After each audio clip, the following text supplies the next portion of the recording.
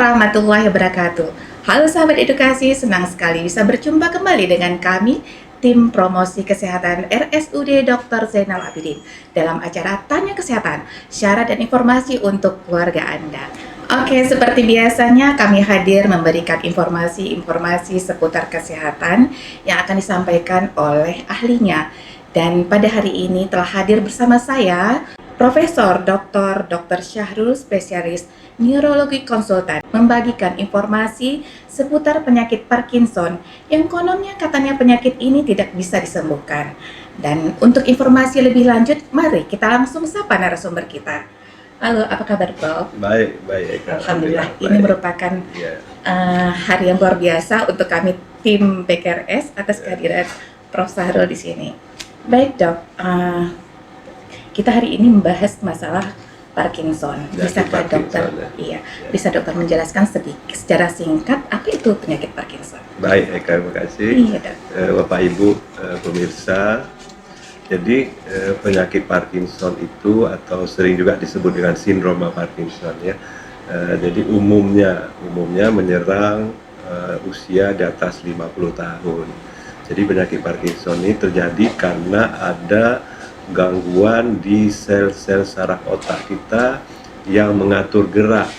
Yang paling penting diingat, ada gangguan sel saraf otak, sel neuron di otak yang mengatur gangguan gerak. Jadi itu yang disebut dengan penyakit Parkinson, Eka. Baik, berarti dia bermasalah dengan gerakan. Ya, berhubungan dengan gerakan kita, apakah gerakan tangan, gerakan kaki, mimik wajah, kelincahan, kayak gitu. Baik, untuk gejala umumnya biasanya bagaimana, Prof?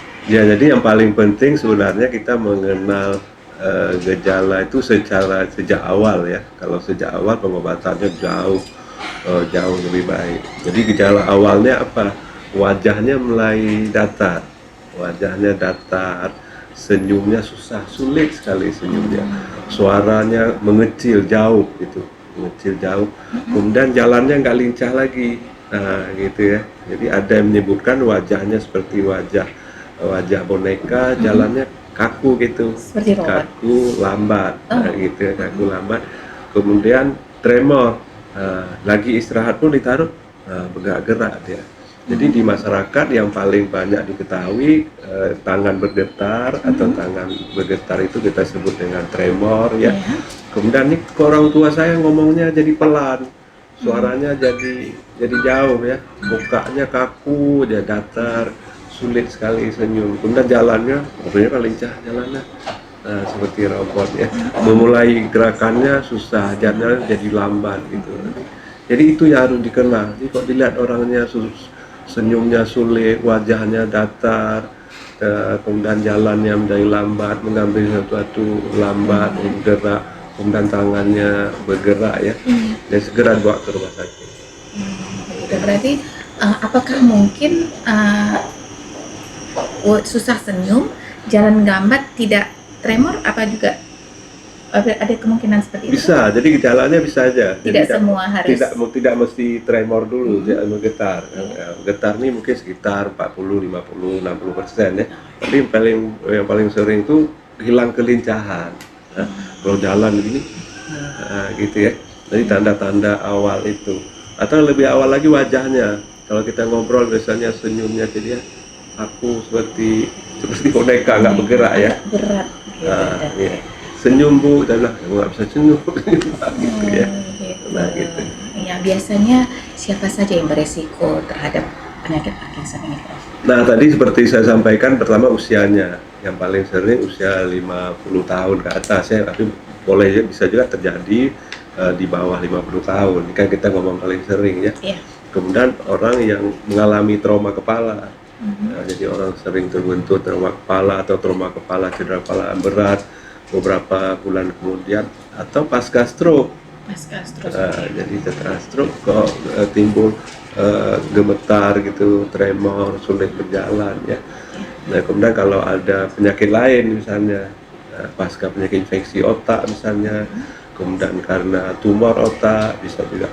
Tapi secara umum memang penyebab utama hanya gangguan sel-sel neurotransmitter namanya. Iya. Walaupun pembuktiannya sampai saat ini belum pasti ya.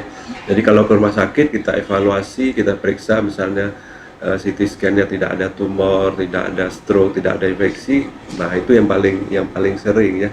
Jadi tidak mesti beberapa persen karena stroke, beberapa persen karena tumor otak, beberapa persen karena bekas trauma ya. Tapi yang paling banyak penyebabnya tidak diketahui dengan pasti.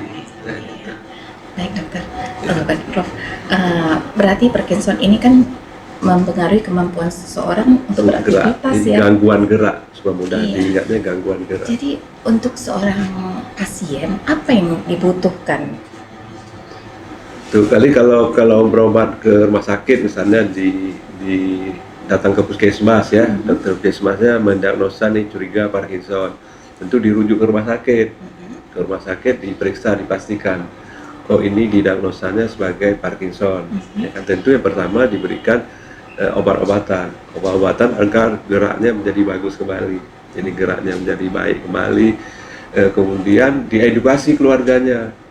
Nah, kalau dia berat misalnya, dia mungkin tidak bisa membawa mobil karena kalau Parkinson berat ya, Iya. dia akan lambat gitu ya. Nah, Berisiko ya dok? berisiko untuk kalau berat ya, berisiko untuk pasiennya dan berisiko untuk orang lainnya akan terjadi kecelakaan lalu lintas ya. Nah, kemudian di rumah, perawatan rumah penting. Jadi di kamar mandi, karena dia gangguan gerak tentu harus diatur kamar mandinya, keran mandinya, mungkin pakai shower gitu ya. Kemudian dia kamar mandi kalau berat harus duduk di tempat itu, kemudian di toiletnya, kemudian berjalan ke ruangan gitu ya. Jadi dia harus diatur semua. Makannya kan lambat ya, karena lambat harus diberi makanan-makanan yang ada serat. Mungkin harus ada konsumsi agar-agar setiap hari agar nanti buah besar dan kecil menjadi bagus ya. Jadi memang harus diperhatikan betul. Jadi dia kalau mengkonsumsi obat, kemudian ada keluarganya memperhatikan dengan baik, yang berhubungan dengan gerak dibantu, itu akan kehidupannya akan menjadi lebih baik. Jadi peran keluarga sangat dibutuhkan. Iya, edukasi dan peran keluarga. Jadi tidak boleh membiarkan pasien Parkinson hidup sendiri dia. Jadi harus dibuat tempat tidurnya, kalau perlu kalau dipasang bel. Kalau seperti ini ya, kemudian tempat tidurnya tidak terlalu tinggi takut jatuh. Jadi kalau ada bel, karena dia meminta, karena kan lambat dia mengambil minum, tidak boleh jauh, boleh dekat. Gitu. Berarti diatur. Ya, diatur mulai dari tempat duduk, tempat tidur, kamar mandi, semuanya ya. Baik dokter, jadi bicara seputar mitos dokter, apakah benar Parkinson ini tidak dapat disembuhkan? Nah, semua penyakit kan ada, dengan kemajuan teknologi sekarang obat-obat sangat bagus. Jadi di poliklinik kita misalnya banyak pasien Parkinson dan mungkin diagnosisnya setelah datang kita periksa dengan baik, kita diagnosis, kita beli obat, minggu depan datang udah bagus jalannya, udah lincah, alhamdulillah ya. Jadi datang nggak nampak lagi kekakuannya, wajahnya udah bisa senyum gitu ya. Tremornya udah jauh berkurang. Nah, jadi kita edukasi, tidak boleh menghentikan obat karena dia pengatur geraknya kan di otak tadi ya. Jadi ada zat-zat tertentu atau neurotransmitter di otak yang mengatur gerak kita. Jadi kalau zat itu berkurang, gerak kita menjadi lambat ya. Jadi dia harus minum obat teratur, pola hidupnya tadi diteruskan ya. Sangat survive. Berarti lebih cepat ditemukan, lebih cepat baik. penyembuhan. Iya, jadi kita bisa kontrol geraknya, bisa kontrol kembali. Banyak yang mencapai normal kembali geraknya itu. Tadi dokter sudah menjelaskan untuk cara-cara pengobatan ya, Prof ya. Untuk rumah sakit umum Dr. Zainal Abidin sendiri, kira-kira layanan apa saja yang bisa diakses oleh pasien Parkinson ini? Ya, jadi sebenarnya kalau ada pasien Parkinson mungkin kita memberi kartu ya. Dia mengalami Parkinson, kemudian tempat turunnya. Jadi kalau dia parkir, spesial dia datang ke poli saraf. Jadi kalau mungkin dibuat hari berobat Parkinson.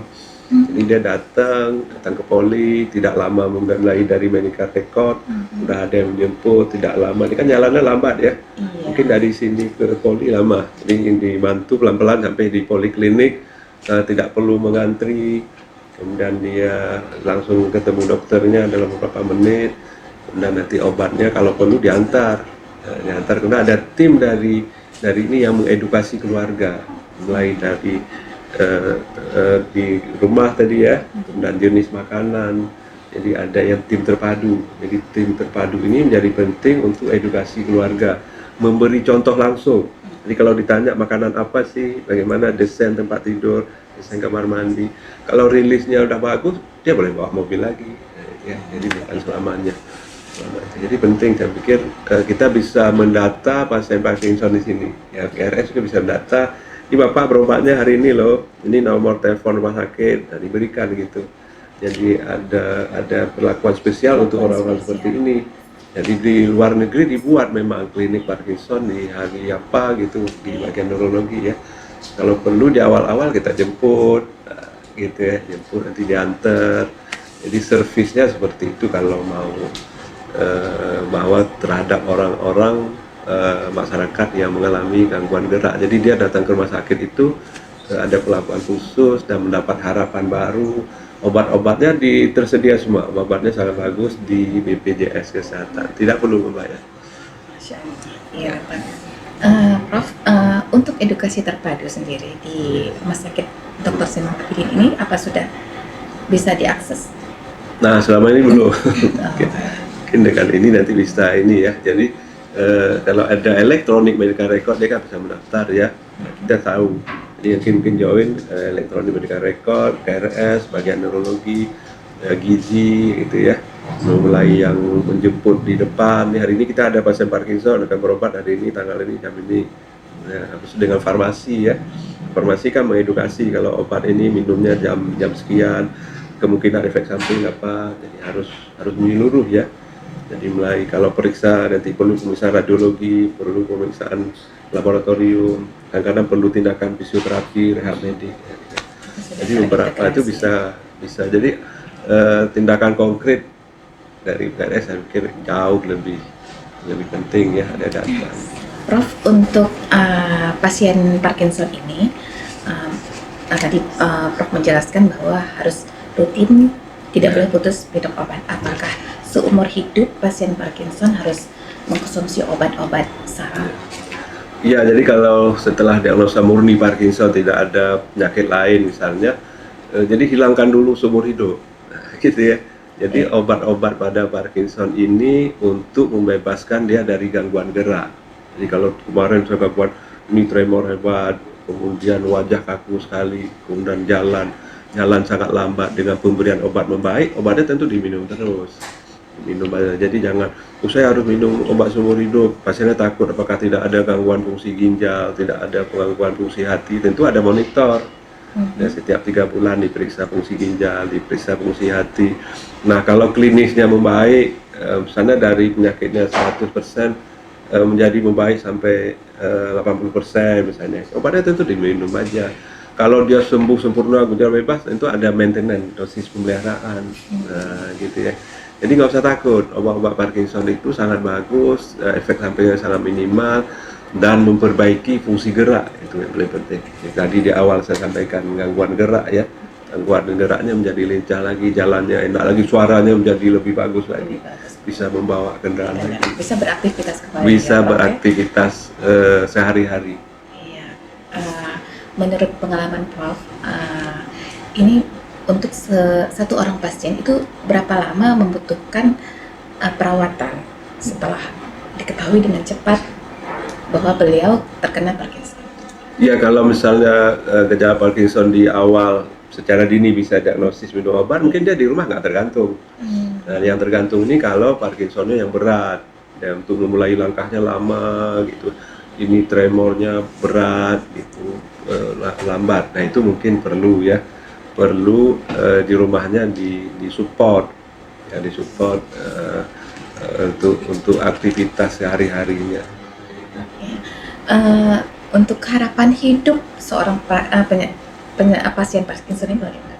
Harapan hidupnya sangat baik selama insya Allah ya, selama dia tentu minum obat teratur, pola makannya yang baik, aktivitasnya yang baik, menghindari tidak merokok, tidak konsumsi alkohol, makanannya yang sehat, yang berserat.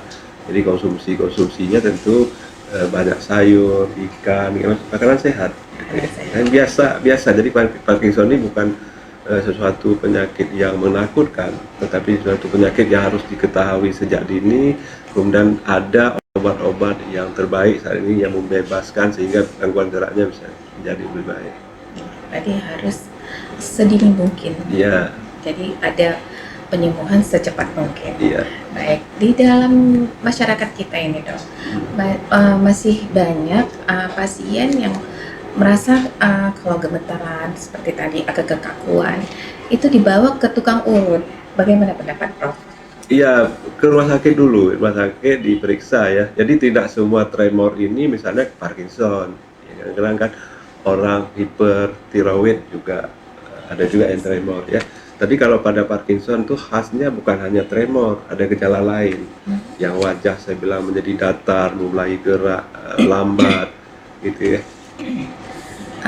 Baik Prof, sebelum kita mengakhiri perbincangan kita, ada pesan untuk orang-orang yang baru saja terkena Parkinson, pesan dari Prof untuk mereka dan pesan untuk keluarga pasien Parkinson. Ya, jadi kalau ada keluarga, bapak ibu atau masyarakat yang keluarganya sudah didiagnosa Parkinson misalnya, itu yang pertama harus minum obat teratur. Jadi banyak jenis obat yang tersedia di BPJS Kesehatan, bisa diambil sebulan sekali. Itu satu yang pertama ya. Kalau ada efek samping dari minum obat tersebut disampaikan ke dokter. Nah yang kedua di rumah, jadi jaga pola makan yang baik, yang sehat, minum yang cukup gitu ya.